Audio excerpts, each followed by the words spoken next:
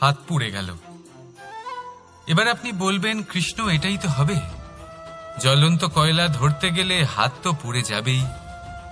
চলুন, এই বিষয়ে আপনি এটা বললেন, ক্রোধের বিষয়েও কি আপনি এরকমই ভাবেন? অবশ্যই ভাবা উচিত, কারণ ক্রোধ হলো ঠিক এইরকমই। আমরা ভাবি এই জ্বলন্ত কয়লা হাতে তুলে কারোর দিকে যদি আমরা ছুঁড়ি তার ক্ষতি হবে, কিন্তু সর্বপ্রথম আমাদেরই হাত পুড়ে যাবে। এই ক্রোধ সর্বপ্রথম আপনারই বিনাশ করবে, আপনার আনন্দ কেড়ে নেবে, আপনার শরীর খারাপ করে দেবে, আপনার অস্তিত্বকে পুড়িয়ে ফেলবে। তাই এই ক্রোধের থেকে সাবধানে থাকুন আর ভালোবেসে বলুন, রাধা রাধা। এই সংসারে কিছু মানুষের তীব্র বাসনা থাকে, সে নিজেকে বিনাশ করতে চায়। কিছু মানুষ মদ্যপান করে নেশায় বুঁদ হয়ে থাকেন, কিছু মানুষ বিলাসিতা করেন, আর কেউ সবার সাথে শত্রুতা করে বসেন। যদি আপনি নিজের বিনাশই চান তাহলে এইসব করার প্রয়োজনই নেই, শুধু একটু অহংকার পোষণ করুন। হ্যাঁ, আপনি ঠিক শুনেছেন, এই অহংকার আপনাকে বিনাশ করে দেয়। এ হয়তো কাঁটার মতন বেঁধে না, কিন্তু এর ধার আপনাকে রক্তাক্ত করে দেয়। আস্তে আস্তে আপনার প্রিয়জন, আপনার বন্ধু, আপনার আত্মীয়, যাদের আপনি ভালোবাসেন, তাদের সকলকে আপনার থেকে দূরে করে আপনাকে একা করে দেয় এই অহংকার। যদি আপনি এই জীবনে বাঁচতে চান তাহলে বিনম্র হতে শিখুন, আর যদি আপনি নিজের বিনাশ চান তাহলে অহংকার পোষণ করতে শিখুন। সিদ্ধান্ত হলো আপনার, এই জীবন হলো আপনার। রাধা রাধা। আপনি কখনো কোনো স্বর্ণকারকে দেখেছেন? সোনা তারই হয়, গয়না বানানোর শিল্প তারই হয়, তাও ও বারবার সোনাকে গরম করে, হাতুড়ি নিয়ে বারবার তার উপরে প্রহার করে। কিসের জন্য? যাতে সে সেই স্বর্ণকে কুন্দন বানাতে পারে, প্রত্যেক আঘাতের সাথে তার মধ্যে থেকে খাদ বের করতে পারে। একজন বিবেকশীল ব্যক্তিরও এটা করা উচিত, যাতে এই সংসার আপনাকে আঘাত করার আগে আপনি নিজের মধ্যে থাকা দোষগুলো বহিষ্কার করে দিন। হয়তো একটু কষ্ট হতে পারে, কিন্তু এ অবশ্যই করবেন। যদি আপনি কুন্দন হতে চান তাহলে নিজেকে নিজের স্বর্ণকার অবশ্যই হতে হবে। রাধা রাধা। দেখুন এই ঘাসকে, কত কোমল, কত মধুর। যদি এই ঘাসের ওপর হাঁটেন তাহলে পায়ে ব্যথা কখনোই হবে না, এর উপরে শুয়ে পড়লে মিষ্টি ঘুম চলে আসবে। কিন্তু এই ঘাসকেই যদি আপনি ঠিক করে না ধরেন তাহলে এতে আপনার আঙুলও কেটে যেতে পারে। এই নরম ঘাসই আপনাকে আঘাত দিতে পারে। ঠিক এইভাবেই প্রত্যেক ব্যক্তি যিনি ধর্মের পথে চলছেন তিনি আঘাত পেতে পারেন, যদি ওনার ধর্মের সম্পূর্ণ সত্য, তার আসল স্বরূপের বিষয়ে জ্ঞান না থাকে। তাই জীবনে যে কোনো বস্তু, ব্যক্তি বা সুযোগ আসে তাহলে তার শক্তির বিষয়ে, তার দুর্বলতার বিষয়ে প্রথমে তথ্য সংগ্রহ করবেন, তারপরেই সিদ্ধান্ত নেবেন। যদি এরকম করেন তাহলে সাফল্য অবশ্যই আসবে। রাধা রাধা। হাতের কত রকম রূপ হয়, কিছু স্নেহের সাথে আপনাকে স্পর্শ করে, তো কিছু প্রহার হিসেবে বর্ষিত হয়, কিছু বন্ধুত্বের নামে আপনার দিকে অগ্রসর হয়, তো কিছু শত্রুতার দিকে আপনাকে টেনে নিয়ে যায়। কিন্তু কখনো ভেবে দেখেছেন যে কোন হাত বেশি মূল্যবান? যখন আপনি সফল, যখন আপনি ভালো কাজ করেন, তখন কিছু হাত আপনার জন্য করতালি দেয়, আর কিছু হাত এমন হয় যা আপনার কাঁধ স্পর্শ করে যখন আপনি জীবনে সব থেকে অসফল হন, যখন আপনি ভেঙে পড়েন। তাই করতালি দেওয়া সেই হাত, আপনার প্রশংসা করা সেই হাত, তার থেকে অনেক বেশি দামি সেই হাত যা আপনাকে তখন আশ্বস্ত করে যখন আপনি এমন সময় কাটাচ্ছেন যা আমরা কেউ কাটাতে চাই না।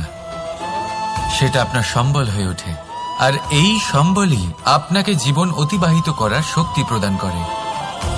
তাই একে অপরের সম্বল হয়ে থাকবেন, জীবনে সব সময় ভালো থাকবেন। রাধা রাধা। মানুষ, প্রত্যেক মানুষ কাউকে ভালোবাসে, কাউকে ঘৃণা করে, কাউকে সম্মান করে, আবার কাউকে তিরস্কারও করে। মানুষ সবকিছু হতে পারে, সুস্থও হতে পারে, রোগীও হতে পারে, ধনীও হতে পারে, নির্ধনও হতে পারে, বন্ধুও হতে পারে, আবার শত্রুও হতে পারে। যদি কিছু না হতে পারে তা হলো অস্পৃশ্য, অচ্ছুত, ভগবানের কাছে সব থেকে বড় পাপ। এই যে মানব শরীর, তা ঈশ্বর প্রদত্ত, তা তার মন্দির। প্রত্যেক শরীরে ব্রহ্মদেব বাস করেন। তাই শরীরের অপমান করা, সেটা ছোঁয়া থেকে দূরে থাকা, এটা কখনো করবেন না। এই জীবনে ছুত অছুত কখনো বিচার করবেন না। পরমেশ্বর যা দিয়েছেন তার সম্মান করতে শিখুন। আর আসুন আমার সাথে ভালোবেসে বলুন, রাধা রাধা। প্রেম আর চাওয়া একই মনে হয়, তাই না? কিন্তু আসলে এরা আলাদা। এদের মধ্যে অনেক তফাৎ আছে। দেখতে গেলে প্রেম আর চাওয়া কখনোই এক হতে পারে না। এবার যদি আপনাকে আমি এক উদাহরণ দিই, যদি আপনি এই ফুলকে চান, তাহলে আপনি এটাকে তার ডাল থেকে ছিঁড়ে আপনার কাছে রেখে দেবেন। কিন্তু যদি আপনি একে ভালোবাসেন, তাহলে আপনি প্রতিদিন এসে এটার শিকড়ে জল দেবেন, যাতে সে আরো প্রস্ফুটিত হয়। শুধু এটাই তফাৎ চাওয়া আর প্রেমের মধ্যে। চাওয়া স্বার্থ হয়ে ওঠে, যেখানে প্রেম, প্রেম পরমার্থ হয়ে ওঠে।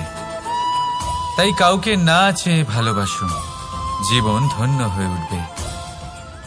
রাধা রাধা। কখনো কোনো বাচ্চাকে দেখেছেন? কত কিছু ঘটতে থাকে তার জীবনে। শৈশব থেকে বেড়ে ওঠা অবধি অসংখ্য অনুভূতি অনুভব করে সে।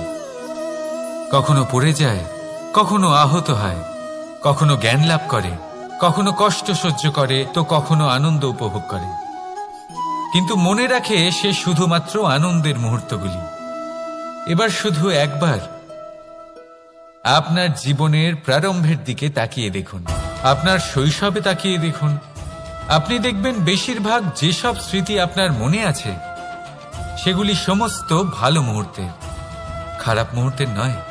সেই জন্য শৈশব সব থেকে সুখী হয়, এতে নিশ্চিন্ত থাকা যায়। সেই জন্য আজ আপনি যতই বড় হয়ে উঠুন না কেন, খারাপ স্মৃতি, খারাপ ঘটনা সব ভুলে যাওয়ার চেষ্টা করুন। একবার খারাপ ঘটনা ভুলে যাওয়ার অনুভূতি আপনার হয়ে গেলে, তখন মনে রাখবেন, যতই কঠিন পরিস্থিতির মুখোমুখি আপনাকে হতে হোক, তার মোকাবিলা করতে আপনি সক্ষম। রাধা রাধা। যদি আমি আপনাকে জিজ্ঞেস করি যে এই সংসারে সব থেকে মাহাত্ম্যপূর্ণ বস্তু কি, তাহলে আপনি বলবেন জল। আর একদম ঠিক বলবেন। কিন্তু কোন কারণে? এই জন্য যে সে আমাদের জীবন দান করে? এই জন্য যে সে আমাদের তৃষ্ণা মেটায়? নাকি এই জন্য যে আমাদের দৈনিক কাজ থেকে শুরু করে আমাদের মৃত্যু অবধি কাজে আসে, সব কাজে আমাদের সাহায্য করে? না, এর পেছনে একটা কারণ হলো জলের প্রকৃতি। ভেবে দেখুন, সমুদ্রের এই জল সূর্যের তাপ সহ্য করে বাষ্পীভূত হয়, তারপর উপরে গিয়ে মেঘে পরিণত হয়, তারপর সেই মেঘ রূপে প্রবাহিত হয়ে কোনো পর্বতের সাথে ধাক্কা খেয়ে বর্ষা হয়ে এই পৃথিবীতে বর্ষিত হয়। আর এই পৃথিবীর ধূলিকণা এর মাটিকে নিজের মধ্যে ধারণ করে। মানুষের দ্বারা, অন্য প্রাণীর দ্বারা যে ময়লা ছড়িয়ে পড়েছে তাকে নিজের মধ্যে ধারণ করে, আর তারপর ফের অগ্রসর হয়ে পড়ে সমুদ্রের দিকে, সমুদ্রে মিশে যায়। কিন্তু তবুও আবার বাষ্পীভূত হওয়ার সময় সেই ময়লাকে সে সেখানেই ফেলে যায়, সেই ময়লাকে নিজের সাথে নিয়ে যায় না। ব্যাস, এটাই জলের প্রকৃতি, যা তাকে মহান করে তোলে। আপনিও আপনার জীবনে আপনার কর্ম করুন, মহান কর্ম করুন, ভালোভাবে করুন, কিন্তু সেই কর্মের সাথে যে অহংকার আসে সেটা নিজের মধ্যে প্রবেশ করতে দেবেন না। তার থেকে ওপরে উঠুন। আপনি নিজেকে জলের মতো হালকা অনুভব করবেন। রাধা রাধা। চিন্তা। সবাই বলে চিন্তা করা উচিত নয়, কিন্তু চিন্তা সবাই করে।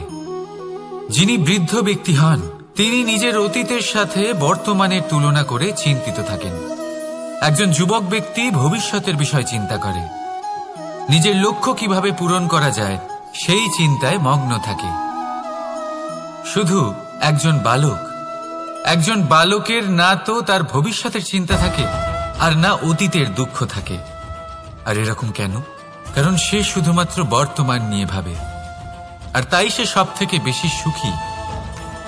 তাই মনে রাখবেন, যদি আপনি আপনার বর্তমানের বিষয়ে ভাবেন, তাতে বাঁচেন, সেটাকে ঠিক রাখেন এবং সেটাকে আরো ভালো করে তোলেন, তাহলে আপনার অতীত আর আপনার ভবিষ্যৎ আপনা থেকেই ঠিক হয়ে যাবে। আসুন আমার সাথে ভালোবেসে বলুন, রাধা রাধা। এই সংসারে যেই জন্মগ্রহণ করে কিছু না কিছু অবশ্যই শেখে এবং তার জন্য থাকে তার গুরুর অবদান। এবার এই গুরু কে হবেন তা আমরা নির্বাচন করি। হয়তো তিনি আমাদের মাতা পিতা হতে পারেন, হয়তো বন্ধু হতে পারেন, হয়তো দাদাও হতে পারেন, আদর্শ হতে পারেন, বা হয়তো গুরুকুলের শিক্ষাকর্তা গুরুও হতে পারেন। এবার সংসারের এমন কিছু জিনিস আছে যা জগতের কোনো গুরুই শেখাতে পারবেন না, তা আপনাকে সময় শিখিয়ে দেবে। কারণ এই সংসারে সময়ের থেকে বড় গুরু আর কেউ হয় না। এবার সময় আর গুরুর মধ্যে একটা সাদৃশ্য আছে আর একটা তফাতও আছে। সাদৃশ্য হলো যে সময় আর গুরু দুজনেই আপনাকে শেখায়। তফাতেই যে গুরু প্রথমে আপনাকে শিক্ষাদান করে, তারপর আপনার পরীক্ষা নেন।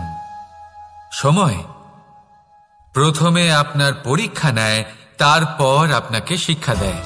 এবার শিক্ষা লাভ করে পরীক্ষা দেওয়া আর পরীক্ষা দিয়ে শিক্ষা লাভ করা এই দুই ভিন্ন বিষয়। আর সব সময় মনে রাখবেন, এই সময়ের থেকে আপনি যা শিক্ষা লাভ করবেন তা সব সময় যত্ন করে আপনার কাছে রেখে দেবেন। কারণ সময়ের থেকে বড়, সময়ের থেকে দামি, সময়ের থেকে অত্যন্ত আধুনিক আর কোনো গুরু নেই। রাধা রাধা।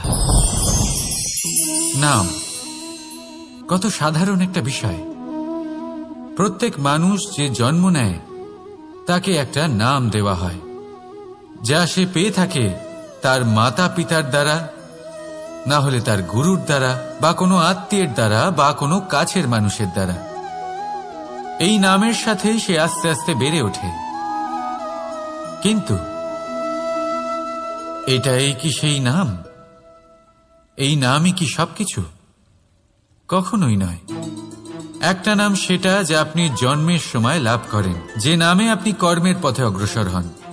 আরও একটা নাম সেটা যা আপনি আপনার কর্মের দ্বারা অর্জন করেন, আর এই নামেই আপনাকে সবাই যুগ যুগ ধরে মনে রাখে। আপনার আসল নাম সেটা নয় যা আপনাকে জন্মের সময় দেওয়া হয়েছিল। আপনার আসল নাম সেটা যেটা আপনি আপনার কর্ম দ্বারা লাভ করেছেন। কারণ সেই লাভের পেছনে প্রচুর প্রয়াস লুকিয়ে থাকে, অনেক পরিশ্রম লুকিয়ে থাকে। কিন্তু যদি আপনি চান যে মানুষ আপনার নাম মনে রাখে, তাহলে আপনাকে কর্মের পথে অগ্রসর হতেই হবে। শুভ কর্ম করতে হবে, অনর্গল চেষ্টা করে যেতে হবে, মহান কাজ করতে হবে। আর বিশ্বাস করুন, আপনি একটা মহান নামের ফল অবশ্যই লাভ করবেন। রাধা রাধা। মানুষ এক সামাজিক প্রাণী। সমাজে ঘোরাফেরা করে, অন্য মানুষ খুঁজে বেড়ায়, সম্পর্ক তৈরি করে, সেটাকে গড়ে তোলে, সুখ দান করে, সুখ লাভ করে, নিজের দুঃখকে কম করে। কিন্তু একটা জিনিস সে বোঝে না, কোন ব্যক্তি আপন আর কোন ব্যক্তি পর। দেখুন, আপন সে নয় যে সুখের সময় আপনার সাথে থাকে, আপন সে যে দুঃখের সময়ে শুরু থেকে শেষ অবধি আপনার সঙ্গে থাকে। তাই খেয়াল রাখবেন, সুখের সময় যে আপনার সাথে থাকে তারা সেই ব্যক্তিগণ যাদের আপনি পছন্দ করেন, কিন্তু যে দুঃখের সময়, সমস্যার মধ্যে, কষ্টের ও একাকিত্বের মধ্যে আপনার সাথে থাকে, আপনাকে সব সময় সঙ্গ দেয়, তারা সেই ব্যক্তি যারা আপনাকে পছন্দ করে। এবারে কাকে আপনি আপন বানাবেন আর কাকে পর, সিদ্ধান্ত আপনার। রাধা রাধা। আপনি জীবনে কখনো দেখে থাকবেন অথবা শুনে থাকবেন যে মানুষ যখন দুধ পান করে তার মধ্যে যদি কোনো মাছি এসে পড়ে, সে আর সেটা পান করে না, সেই দুধকে কোথাও ফেলে দেয় সে। কিন্তু ভেবে দেখুন, এখানে পরিস্থিতি একটু আলাদা হলে, দুধের বদলে ঘি থাকলে মানুষ কি করে? সেই ঘি ফেলে দেয় না, সেখান থেকে মাছিটাকে বের করে ফেলে দেয়। এটা দিয়ে আমরা কি শিক্ষা পেলাম? এটাই যে এখানে মাছি গুরুত্বপূর্ণ নয়, গুরুত্বপূর্ণ হলো সেই খাবার, ঘি। এবারে ভাবুন, দুধ আর ঘি এই দুই উৎপন্ন হয় গরু থেকে, তাহলে বেশি মাহাত্ম্য ঘিকে কেন দেওয়া হয়? তার কারণ যে যত বেশি তাপ সহ্য করে সে তত উৎকৃষ্ট হয়, সে ততটা মূল্যবান হয়। এতটাই মূল্যবান যে যদি তাতে কোনো দোষও থাকে মানুষ সেটা গ্রাহ্য করে না। তাই মনে রাখবেন, এই পুষ্টি অপুষ্টি এ শুধুই নামমাত্র, কিন্তু পরিশ্রম করা, সংঘর্ষ করা, তাপ সহ্য করা, এটা মানুষের অনুভূতি। তাই নাম নিয়ে না ভেবে অনুভূতির ওপরে মনোনিবেশ করুন, তাকে গুরুত্ব দিন। আর আসুন আমার সাথে ভালোবেসে বলুন, রাধা রাধা। বহুবার আমরা জীবনে নিরাশ হয়ে পড়ি, এই ভেবে যে নিরন্তর চেষ্টা করার পরেও আমাদের নিজেদের লক্ষ্য প্রাপ্ত হচ্ছে না। আমরা বুঝতেই পারি না এটা কি হচ্ছে। অনেকবার এরকম মনে হয় যে সেই লক্ষ্য যা আমরা চাইছি, সেই স্বপ্ন যা আমরা দেখেছি, যার জন্য আমরা নিরন্তর চেষ্টা করেছি, আমরা হয়তো তার যোগ্যই নই। ওই লক্ষ্যই আমাদের জন্য সঠিক নয়। আমাদের মনোবল ভেঙে যায়, আর তা হলো অত্যন্ত কঠিন এক পরিস্থিতি। কিন্তু সেই সময়ে কি করা যেতে পারে? আপনাকে একটা উদাহরণ দিয়ে বোঝাই। কখনো কোনো বৃক্ষকে দেখেছেন? সেও অনেক কঠিন পরিস্থিতির সম্মুখীন হয়, যেমন পাতা ঝরার সময়। এই সময় এলেও বৃক্ষ কোনো না কোনোভাবে আপনি পৌঁছে গেলে আপনি জানতে পারবেন আপনার সাফল্য আপনার জন্যই অপেক্ষা করছিল। রাধা রাধা। আপনি মনুর বিষয়ে নিশ্চয়ই শুনে থাকবেন। ওনাকে একটা সুযোগ দেওয়া হয়েছিল, হয় উনি নিজের হালের রক্ষা করবেন, নয় এই সৃষ্টিকে আসন্ন প্রলয়ের হাত থেকে বাঁচানোর জন্য নৌকার নির্মাণ করবেন। উনি নিজের নির্বাচন করেছিলেন, আর আজ আমরা সবাই মানুষ নামে পরিচয় পেয়েছি। এমনই এক সুযোগ পেয়েছিলেন শ্রীরাম এবং সীতাও। ওনারা আবেগের ঊর্ধ্বে উঠে এই সংসারের সামনে এক সেরা উদাহরণ প্রস্তুত করেছিলেন। এরকমই এক সুযোগ পেয়েছিলেন রাবণও, এরকমই এক সুযোগ পেয়েছিলেন কংস। একটা সুযোগ, অন্যায়ের পথ ত্যাগ করে সত্যের পথে চলার। ওনারা সেই সুযোগ ত্যাগ করলেন এবং ওনাদের এই সংসার ত্যাগ করতে হলো। একটা অত্যন্ত গুরুত্বপূর্ণ কথা মনে রাখবেন, সুযোগ এই শব্দ যতটাই ছোট, এটা জীবনে আসেও ততটাই কম সময়ের জন্য। এবার এই সুযোগের আপনি কি করবেন? এর সদ্ব্যবহার করে নিজের নাম প্রকাশিত করবেন, এই সংসারে ইতিহাসে নিজের নাম অমর করবেন, নাকি অসফল হওয়ার উদাহরণ হয়ে উঠবেন, সেই সিদ্ধান্ত হলো আপনার। রাধা রাধা। স্বপ্ন, স্বপ্ন এই শব্দ আমাদের জীবনে কতটা গুরুত্বপূর্ণ হয়। কিছু স্বপ্ন এমন হয় যে আমরা রাতের মিষ্টি ঘুমের মধ্যে দেখি, তো কিছু স্বপ্ন আমরা খোলা চোখেই দেখি। কিছু স্বপ্ন আমাদের শান্তির ঘুম দেয়, আবার কিছু স্বপ্ন আমাদের ঘুমোতেই দেয় না। এবার খোলা চোখে দেখা এই স্বপ্ন ছোট হতে পারে বা বড়, কিন্তু এর সাথে যুক্ত থাকে সাফল্য। এবার আপনাকে একটা কথা বোঝাই, এই হলো আমার স্বপ্ন, এই হলো সাফল্য। এবার এদের মধ্যে যোগসূত্র হলো বাধা বিপত্তি। তাহলে যত বড় স্বপ্ন হবে ততই বড় বাধা, যত বড় বাধা বিপত্তি ততই বড় সাফল্য। মনে রাখবেন, আকাশে সব থেকে উঁচুতে ওড়ার জন্য বাজ পাখিকে মেঘের ওপর দিয়ে উড়তে হয়।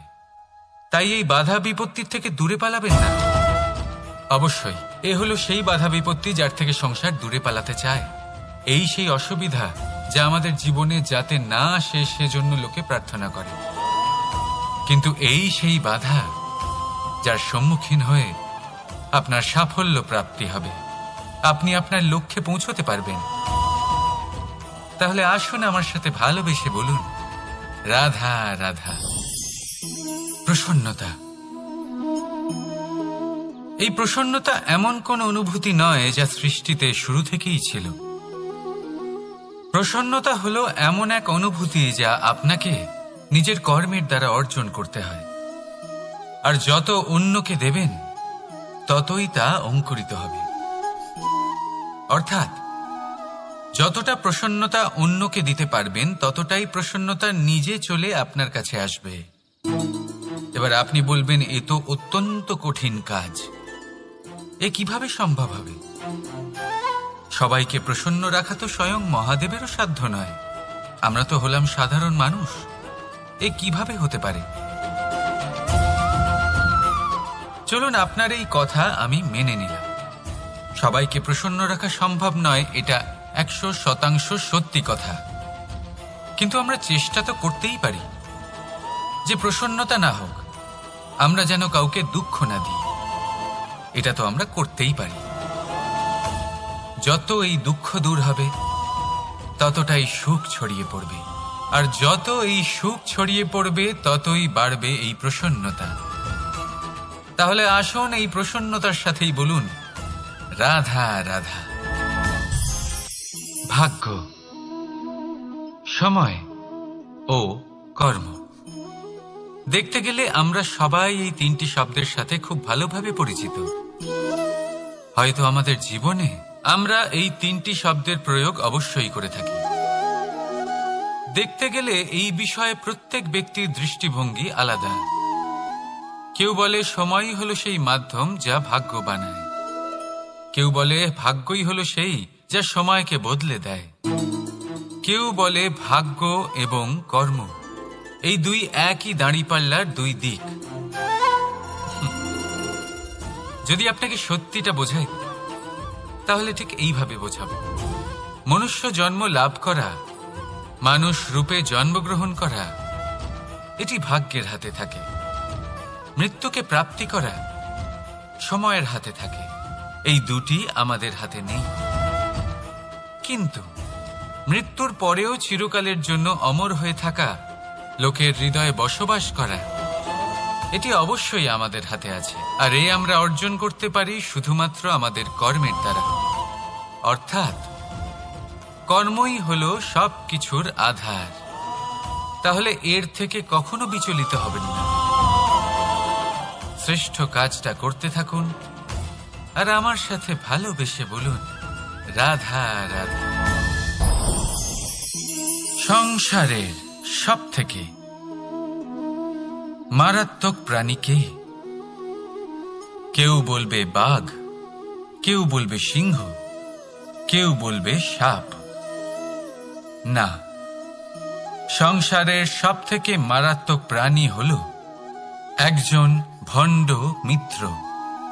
অন্য সমস্ত পশুরা শুধু আপনার শারীরিক ক্ষতি করতে পারে, কিন্তু একজন ভণ্ড বন্ধু আপনার বুদ্ধির বিনাশ করতে পারে, আপনার বিবেকের বিনাশ করতে পারে, ভাবনা চিন্তা করার ক্ষমতা কেড়ে নিতে পারে। একজন ভণ্ড বন্ধু আপনার জীবনকে নষ্ট ও ভ্রষ্ট করে দিতে পারে। তার মধ্যে এত ক্ষমতা থাকে যে সে আপনাকে এমন পতনের পাকে ফেলে দেবে যে সেখান থেকে বেরোনো প্রায় অসম্ভব হতে পারে। আর যখন আপনি সত্যিটা বুঝতে পারবেন, আপনার মধ্যে জাগ্রত হবে প্রতিশোধের ভাবনা, যা কিনা সবার আগে আপনাকেই বিনাশ করবে। তাই জীবনে ভণ্ড বন্ধুর থেকে সাবধানে থাকুন। আর বিশ্বাস, এই বিশ্বাস মানুষের ওপরে ভেবে চিন্তেই করুন। আর আসুন আমার সাথে ভালোবেসে বলুন, রাধা রাধা। আহ, হাত পুড়ে গেল। এবার আপনি বলবেন, কৃষ্ণ এটাই তো হবে, জ্বলন্ত কয়লা ধরতে গেলে হাত তো পুড়ে যাবেই। চলুন, এই বিষয়ে আপনি এটা বললেন, ক্রোধের বিষয়েও কি আপনি এরকমই ভাবেন? অবশ্যই ভাবা উচিত, কারণ ক্রোধ হলো ঠিক এইরকমই। আমরা ভাবি এই জ্বলন্ত কয়লা হাতে তুলে কারোর দিকে যদি আমরা ছুঁড়ি তার ক্ষতি হবে, কিন্তু সর্বপ্রথম আমাদেরই হাত পুড়ে যাবে। এই ক্রোধ সর্বপ্রথম আপনারই বিনাশ করবে, আপনার আনন্দ কেড়ে নেবে, আপনার শরীর খারাপ করে দেবে, আপনার অস্তিত্বকে পুড়িয়ে ফেলবে। তাই এই ক্রোধের থেকে সাবধানে থাকুন আর ভালোবেসে বলুন, রাধা রাধা। এই সংসারে কিছু মানুষের তীব্র বাসনা থাকে, সে নিজেকে বিনাশ করতে চায়। কিছু মানুষ মদ্যপান করে নেশায় বুঁদ হয়ে থাকেন, কিছু মানুষ বিলাসিতা করেন, আর কেউ সবার সাথে শত্রুতা করে বসেন। যদি আপনি নিজের বিনাশই চান, তাহলে এইসব করার প্রয়োজনই নেই। শুধু একটু অহংকার পোষণ করুন। হ্যাঁ, আপনি ঠিক শুনেছেন, এই অহংকার আপনাকে বিনাশ করে দেয়। এ হয়তো কাঁটার মতন বেঁধে না, কিন্তু এর ধার আপনাকে রক্তাক্ত করে দেয়। আস্তে আস্তে আপনার প্রিয়জন, আপনার বন্ধু, আপনার আত্মীয়, যাদের আপনি ভালোবাসেন, তাদের সকলকে আপনার থেকে দূরে করে আপনাকে একা করে দেয় এই অহংকার। যদি আপনি এই জীবনে বাঁচতে চান, তাহলে বিনম্র হতে শিখুন। আর যদি আপনি নিজের বিনাশ চান, তাহলে অহংকার পোষণ করতে শিখুন। সিদ্ধান্ত হলো আপনার, এই জীবন হলো আপনার। রাধা রাধা।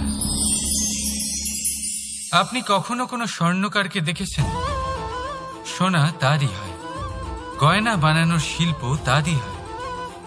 তাও ও বারবার সোনাকে গরম করে, হাতুড়ি নিয়ে বারবার তার উপরে প্রহার করে। কিসের জন্য?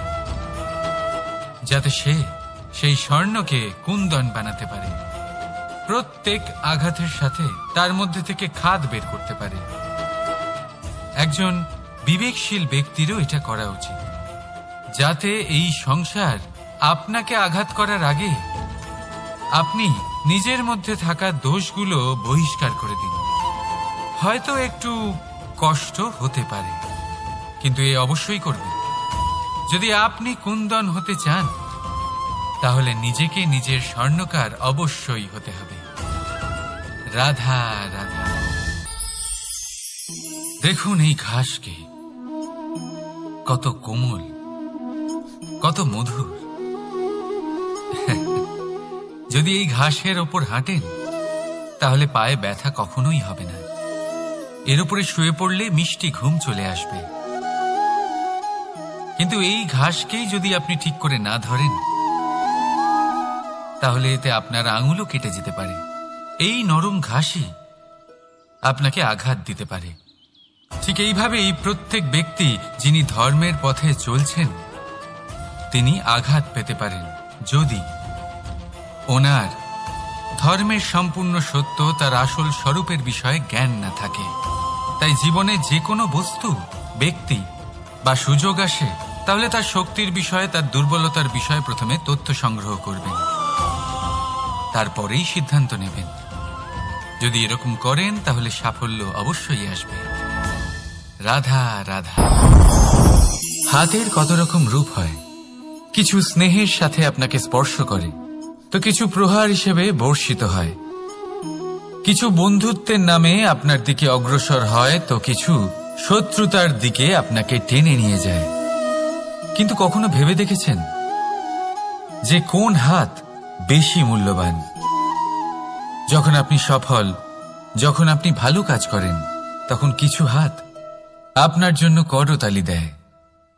আর কিছু হাত এমন হয় যা আপনার কাঁধ স্পর্শ করে যখন আপনি জীবনে সব থেকে অসফল হন, যখন আপনি ভেঙে পড়েন। তাই করতালি দেওয়া সেই হাত, আপনার প্রশংসা করা সেই হাত, তার থেকে অনেক বেশি দামি সেই হাত যা আপনাকে তখন আশ্বস্ত করে যখন আপনি এমন সময় কাটাচ্ছেন যা আমরা কেউ কাটাতে চাই না। সেটা আপনার সম্বল হয়ে ওঠে, আর এই সম্বলই আপনাকে জীবন অতিবাহিত করার শক্তি প্রদান করে। তাই একে অপরের সম্বল হয়ে থাকবেন, জীবনে সব সময় ভালো থাকবেন। রাধা রাধা। মানুষ, প্রত্যেক মানুষ কাউকে ভালোবাসে, কাউকে ঘৃণা করে, কাউকে সম্মান করে, আবার কাউকে তিরস্কারও করে। মানুষ সবকিছু হতে পারে, সুস্থও হতে পারে, রোগীও হতে পারে, ধনীও হতে পারে, নির্ধনও হতে পারে, বন্ধুও হতে পারে, আবার শত্রুও হতে পারে। যদি কিছু না হতে পারে তা হলো অস্পৃশ্য, অচ্ছুত, ভগবানের কাছে সব থেকে বড় পাপ। এই যে মানব শরীর, তা ঈশ্বর প্রদত্ত, তা তার মন্দির। প্রত্যেক শরীরে ব্রহ্মদেব বাস করেন। তাই শরীরের অপমান করা, সেটা ছোঁয়া থেকে দূরে থাকা, এটা কখনো করবেন না। এই জীবনে ছুত অছুত কখনো বিচার করবেন না। পরমেশ্বর যা দিয়েছেন তার সম্মান করতে শিখুন। আর আসুন আমার সাথে ভালোবেসে বলুন, রাধা রাধা। প্রেম আর চাওয়া একই মনে হয়, তাই না? কিন্তু আসলে এরা আলাদা।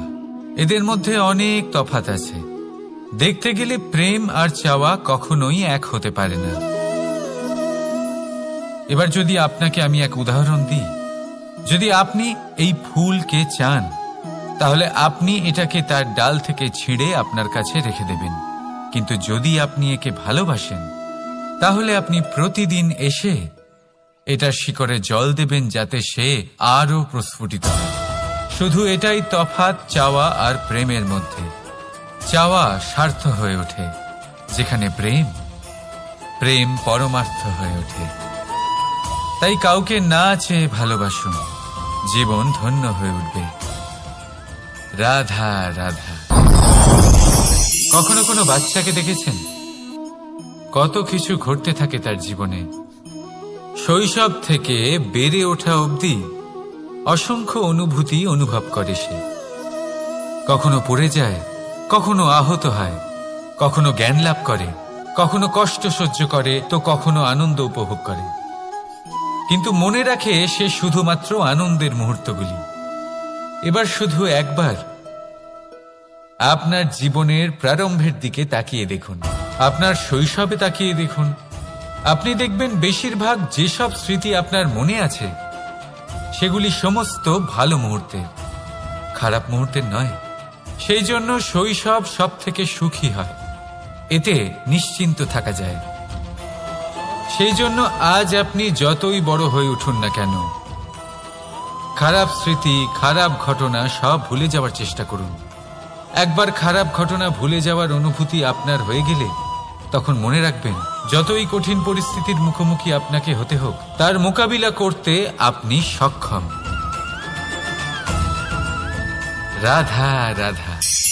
যদি আমি আপনাকে জিজ্ঞেস করি যে এই সংসারে সব থেকে মাহাত্ম্যপূর্ণ বস্তু কি, তাহলে আপনি বলবেন জল। আর একদম ঠিক বলবেন। কিন্তু কোন কারণে? এই জন্য যে সে আমাদের জীবন দান করে? এই জন্য যে সে আমাদের তৃষ্ণা মেটায়? নাকি এই জন্য যে আমাদের দৈনিক কাজ থেকে শুরু করে আমাদের মৃত্যু অবধি কাজে আসে, সব কাজে আমাদের সাহায্য করে? না, এর পেছনে একটা কারণ হলো জলের প্রকৃতি। ভেবে দেখুন, সমুদ্রের এই জল সূর্যের তাপ সহ্য করে বাষ্পীভূত হয়, তারপর উপরে গিয়ে মেঘে পরিণত হয়, তারপর সেই মেঘ রূপে প্রবাহিত হয়ে কোনো পর্বতের সাথে ধাক্কা খেয়ে বর্ষা হয়ে এই পৃথিবীতে বর্ষিত হয়। আর এই পৃথিবীর ধূলিকণা এর মাটিকে নিজের মধ্যে ধারণ করে। মানুষের দ্বারা, অন্য প্রাণীর দ্বারা যে ময়লা ছড়িয়ে পড়েছে তাকে নিজের মধ্যে ধারণ করে, আর তারপর ফের অগ্রসর হয়ে পড়ে সমুদ্রের দিকে, সমুদ্রে মিশে যায়। কিন্তু তবুও আবার বাষ্পীভূত হওয়ার সময় সেই ময়লাকে সে সেখানেই ফেলে যায়, সেই ময়লাকে নিজের সাথে নিয়ে যায় না। ব্যাস, এটাই জলের প্রকৃতি, যা তাকে মহান করে তোলে। আপনিও আপনার জীবনে আপনার কর্ম করুন, মহান কর্ম করুন, ভালোভাবে করুন, কিন্তু সেই কর্মের সাথে যে অহংকার আসে সেটা নিজের মধ্যে প্রবেশ করতে দেবেন না। তার থেকে ওপরে উঠুন। আপনি নিজেকে জলের মতো হালকা অনুভব করবেন। রাধা রাধা। চিন্তা। সবাই বলে চিন্তা করা উচিত নয়, কিন্তু চিন্তা সবাই করে। যিনি বৃদ্ধ ব্যক্তি হন তিনি নিজের অতীতের সাথে বর্তমানের তুলনা করে চিন্তিত থাকেন। একজন যুবক ব্যক্তি ভবিষ্যতের বিষয় চিন্তা করে, নিজের লক্ষ্য কিভাবে পূরণ করা যায় সেই চিন্তায় মগ্ন থাকে। শুধু একজন বালকের না তো তার ভবিষ্যতের চিন্তা থাকে আর না অতীতের দুঃখ থাকে। আর এরকম কেন? কারণ সে শুধুমাত্র বর্তমান নিয়ে ভাবে, আর তাই সে সব থেকে বেশি সুখী। তাই মনে রাখবেন, যদি আপনি আপনার বর্তমানের বিষয়ে ভাবেন, তাতে বাঁচেন, সেটাকে ঠিক রাখেন এবং সেটাকে আরো ভালো করে তোলেন, তাহলে আপনার অতীত আর আপনার ভবিষ্যৎ আপনা থেকেই ঠিক হয়ে যাবে। আসুন আমার সাথে ভালোবেসে বলুন, রাধা রাধা। এই সংসারে যেই জন্মগ্রহণ করে কিছু না কিছু অবশ্যই শেখে, এবং তার জন্য থাকে তার গুরুর অবদান। এবার এই গুরু কে হবেন তা আমরা নির্বাচন করি। হয়তো তিনি আমাদের মাতা পিতা হতে পারেন, হয়তো বন্ধু হতে পারেন, হয়তো দাদাও হতে পারেন, আদর্শ হতে পারেন, বা হয়তো গুরুকুলের শিক্ষাকর্তা গুরুও হতে পারেন। এবার সংসারের এমন কিছু জিনিস আছে যা জগতের কোনো গুরুই শেখাতে পারবেন না, তা আপনাকে সময় শিখিয়ে দেবে। কারণ এই সংসারে সময়ের থেকে বড় গুরু আর কেউ হয় না। এবার সময় আর গুরুর মধ্যে একটা সাদৃশ্য আছে আর একটা তফাতও আছে। সাদৃশ্য হলো যে সময় আর গুরু দুজনেই আপনাকে শেখায়। তফাতেই যে গুরু প্রথমে আপনাকে শিক্ষাদান করে, তারপর আপনার পরীক্ষা নেন। সময় প্রথমে আপনার পরীক্ষা নেয়, তারপর আপনাকে শিক্ষা দেয়। এবার শিক্ষা লাভ করে পরীক্ষা দেওয়া আর পরীক্ষা দিয়ে শিক্ষা লাভ করা এই দুই ভিন্ন বিষয়। আর সব সময় মনে রাখবেন, এই সময়ের থেকে আপনি যা শিক্ষা লাভ করবেন তা সব সময় যত্ন করে আপনার কাছে রেখে দেবেন। কারণ সময়ের থেকে বড়, সময়ের থেকে দামি, সময়ের থেকে অত্যন্ত আধুনিক আর কোনো গুরু নেই। রাধা রাধা। নাম কত সাধারণ একটা বিষয়। প্রত্যেক মানুষ যে জন্ম নেয় তাকে একটা নাম দেওয়া হয়, যা সে পেয়ে থাকে তার মাতা পিতার দ্বারা, না হলে তার গুরুর দ্বারা, বা কোনো আত্মীয়ের দ্বারা, বা কোনো কাছের মানুষের দ্বারা। এই নামের সাথেই সে আস্তে আস্তে বেড়ে ওঠে। কিন্তু এটাই কি সেই নাম? এই নামই কি সবকিছু? কখনোই নয়। একটা নাম সেটা যা আপনি জন্মের সময় লাভ করেন, যে নামে আপনি কর্মের পথে অগ্রসর হন। আরও একটা নাম সেটা যা আপনি আপনার কর্মের দ্বারা অর্জন করেন, আর এই নামেই আপনাকে সবাই যুগ যুগ ধরে মনে রাখে। আপনার আসল নাম সেটা নয় যা আপনাকে জন্মের সময় দেওয়া হয়েছিল,